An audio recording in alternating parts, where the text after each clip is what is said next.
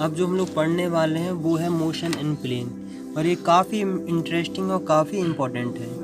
तो इसको हमें बहुत ढंग से पढ़ना है, क्योंकि जितने भी तो तुम लोग पढ़ चुके हो कॉन्सेप्ट सब यहीं लग जाएंगे, मोशन इन अ प्लेन। और ये इसलिए इतना ज़्यादा इम्पोर्टेंट है क्योंकि इससे रियल लाइफ के क्वेश्चन बहुत ज़्यादा फॉर्मेट होते हैं। मतलब रियल लाइफ के क्वेश्चन इससे बहुत मिलते जुलते हैं, इसका ज़्यादा यूज़ है। मोशन इन स्ट्रेट लाइन तो बहुत सिंपल सा है, तो मैं सिंपल समझ गया वेलोसिटी, डिस्प्लेसमेंट, फलाना ढिकाना। वैसे 2D में भी वही सब चीज़ें हैं, लेकिन एक नया फैक्टर आ जाता है, डिस्टेंस। अब जैसे मान लो तुम बंडी मतलब स्ट्रेट लाइन में जाते हो, तो 2 ही डायरेक्शन पॉसिबल है। कितने डायरेक्शन है?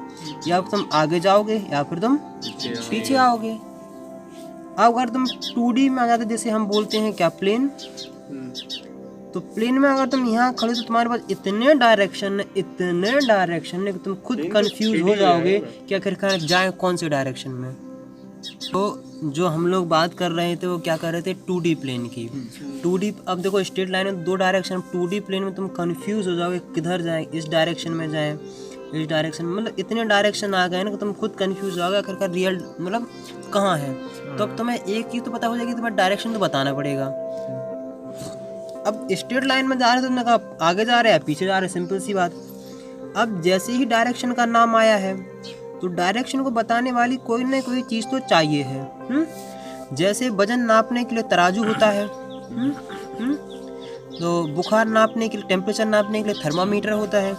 ऐसे ही डायरेक्शन बताने के लिए होता है स्केलर क्वांटिटी, मतलब ये समझ लो कि नहीं, सॉरी, वेक्टर क्वांटिटी, कि जो डायरेक्शन के बारे में बताता है उसे कहते हैं वेक्टर।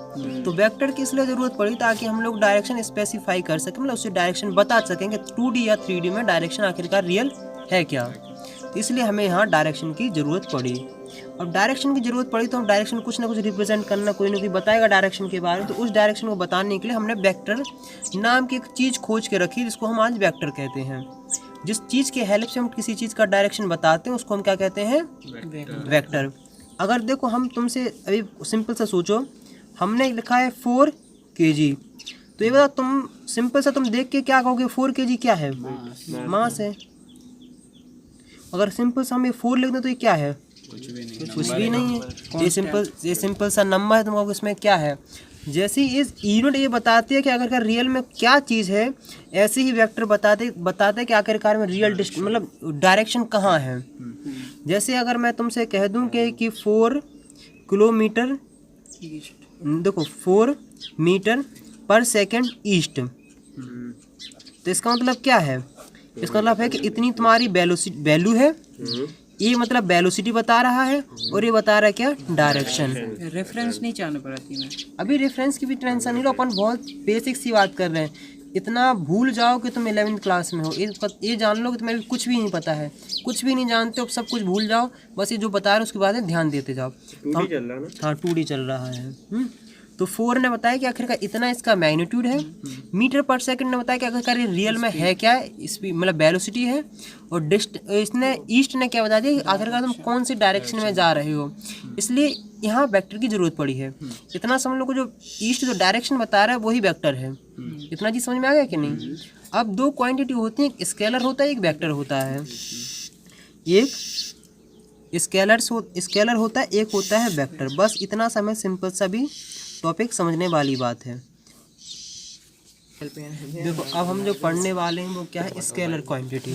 तो सबसे पहले हम नन्ही सी मुन्नी सी छोटी सी अच्छी सी डेफिनेशन लिख लेते हैं। स्केलर क्वांटिटी को हम ऐसे कह सकते हैं, the physical quantity which have only magnitude and no direction are called scalar quantity. मतलब ऐसी फिजिकल क्वांटिटी, मतलब जैसे टेम्परेचर हुआ, वॉल्यूम हुआ, डेंसिटी हुआ, टाइम हुआ, करंट हुआ, सब फिजिकल क्वांटिटी हैं। ऐसी फिजिकल क्वांटिटी जिसमें सिर्फ मैग्नीट्यूड हो, जिसमें मतलब सिर्फ उसकी अमाउंट के बारे में बताया गया हो।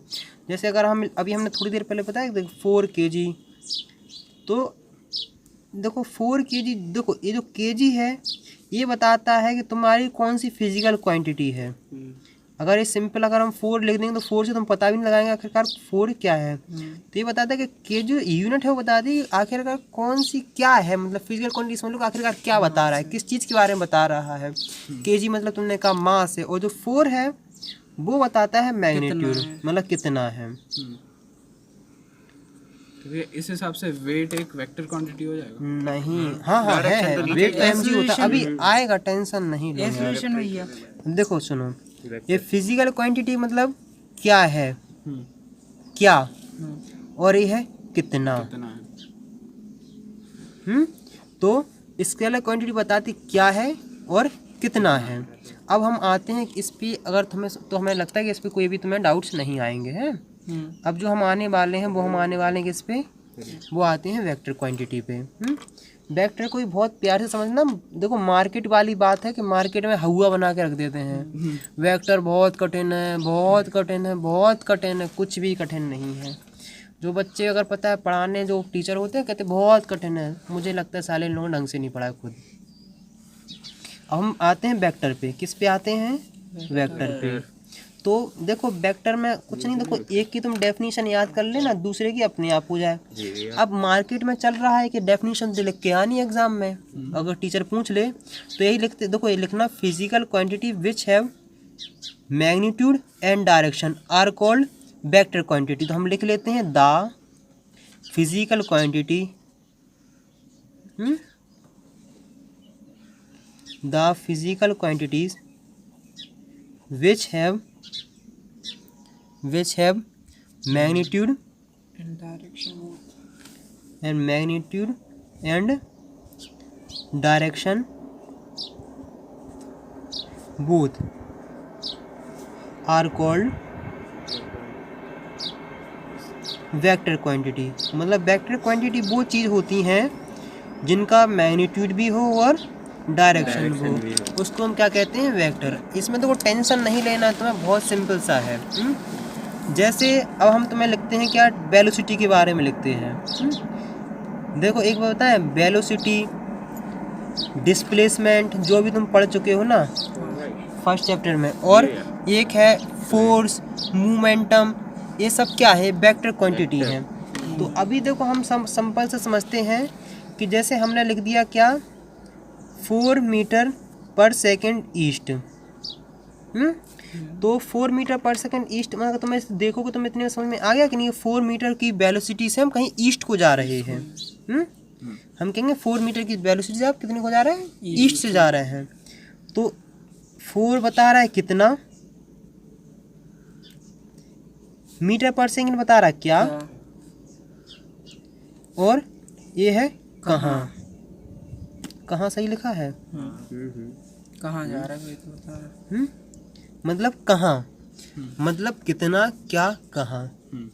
इसको अगर तुम पूछोगे हाउ, क्या, वाट और वेयर, यहाँ तक कोई समस्या, कोई दिक्कत मेरे हिसाब से तो नहीं होनी चाहिए। अब देखो सब कुछ, देखो अगर सुनो, देखो ये मान लो वेलोसिटी थी, हम एक अगर डायरेक्शन चेंज कर, मान लो हमने 4 की जगह 5 कर दिया, तो वेलोसिटी चेंज होगी कि नहीं, है। अब इसको तो अगर छू दोगे तुम, इसको अगर टच कर दोगे मीटर पर सेकंड की जगह से, तो क्वांटिटी चेंज हो जाएगी। इसको अपन नहीं छूएंगे। अगर मान लो डायरेक्शन जो है, अगर इसे हम चेंज कर देंगे तो वेलोसिटी चेंज हो जाएगी कि नहीं, नहीं, कहाँ होगी, क्यों नहीं होगी, आप चेंज कर दो, वेस्ट में वही हो जाएगी। वेलोसिटी मतलब क्या है, वेलोसिटी किस चीज़ पे डिपेंड कर रही है, मैग्नीट्यूड पे डायरेक्शन पे एंड डायरेक्शन पे। अगर तुम कोई भी एक चीज बदल दोगे तो ये वेलोसिटी बदल नहीं जाएगी। अब तुम्हें एक क्वेश्चन दिमाग में हमेशा आता है, तो मैं तुमसे कई बार पूछा गया कि ये ऐसा गोल सा पत्थर है, इसको ऐसे घुमा रहे हैं, इस पत्थर की वेलोसिटी 4 मीटर पर सेकंड है, तो बताओ इसमें एक्सेलरेशन हो रहा है या नहीं हो रहा है। तो भाई इसलिए तुमसे पूछा जा रहा है, तो तुम कहते बताने हैं, हमें अच्छे से बता दो। तो हम लोग क्या समझ रहे थे कि हमने कहा 4 मीटर पर सेकंड इसकी स्पीड है और ऐसा पूरा गोल गोल घूम रहा है। तो अब तुमसे पूछ लिया जाता है कि एक्सेलरेशन चेंज हो रहा है या नहीं, यहाँ वेलोसिटी वेरिएबल है या नहीं। अब देखो इतना समझ लो कि जो एक्सेलरेशन आया है, एक्सेलरेशन वो आया है वेलोसिटी से, और जो वेलोसिटी आया है वो आया है कहाँ से, डायरेक्शन से, मतलब सॉरी डिस्प्लेसमेंट से। तो अगर इन सब में एक चीज़ फैक्टर है, वो क्या है, डायरेक्शन।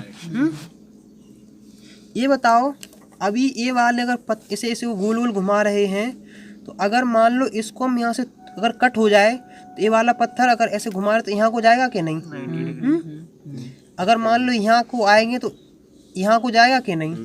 तो मतलब अगर मान लो तुम यहाँ गोल गोल झूले में बैठे हो, गोल गोल झूले में झूल रहे हो, तो अभी तुम्हारा मुंह इस साइड था।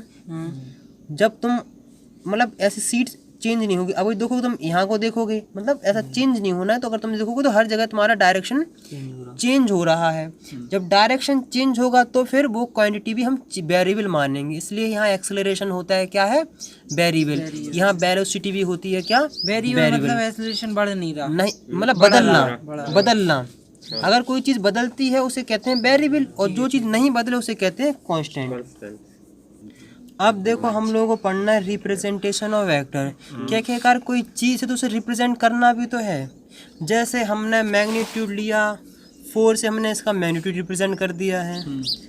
मीटर पर सेकंड से हमने क्या कर दिया है, उसको वेलोसिटी को रिप्रेजेंट कर दिया। ऐसे अब ये तो डायरेक्शन है, मतलब वेक्टर की हेल्प से हम लोग कैसे बताएंगे आखिरकार तुम किस डायरेक्शन, मतलब आखिरकार वेक्टर को हम बताएंगे वेक्टर है कैसे, हम ऐसे क्या बताएं कि वेक्टर है। तो वही रिप्रेजेंट करने के लिए जैसे अगर हम ऐसी अगर स्ट्रेट लाइन को कैसे रिप्रेजेंट करते हैं, एक लाइन सीधी खींच तो उसे कहते हैं स्ट्रेट लाइन को हमने रिप्रेजेंट कर दिया है। ऐसी जो वेक्टर होता है उसको भी हमें कैसे रिप्रेजेंट करना, उसे ऐसे करते हैं स्ट्रेट लाइन से। मतलब धूमकेतु, आगे उसका हेड होता है और पीछे उसकी टेल होती है। धूमकेतु जानते हैं, कॉमेट बोलते हैं। कॉमेट की स्पेलिंग बोलो जरा। MET। कॉमेट मतलब ऐसे होता है कि एक साइड उसका सिर होता है, पीछे उसकी क्या होती है? पूंछ होती है। या फिर ऐसे समझ लो कि जिन्न होता है, आगे उसका सिर होता है, पीछे उसकी पूंछ होती है। वो अलादीन का जिन्न अगर देखा हो तो। अरे बस भैया बस है। तो हमें कोई भी जो वेक्टर होता है उसे रिप्रेजेंट करने का तरीका है कि जो वेक्टर हो उसके ऊपर एक लाट मतलब ऐसी खींच दो लाइन से है, तो उसे हम कहते हैं कि वेक्टर की रिप्रेजेंटेशन। जैसे अगर हम ये कहते हैं कि ये अभी सिंपल सा ए लिखा है, इसके ऊपर हमने एक ऐसा खींच दिया, इसका मतलब ये क्या बन गया? अभी बन गया है वेक्टर। मतलब जहाँ भी तुम्हें ऐसा दिखाई दे तो इसका मतलब क्या होता है? वेक्टर। इतनी चीज समझ में आ गई। देखो आगे जो रहता है उसे हेड कहते हैं। इसे क्या कहेंगे? हेड मतलब सिर होता है, और पीछे का होता है उसे कहते हैं टेल। ये रहा टेल। हाँ, जो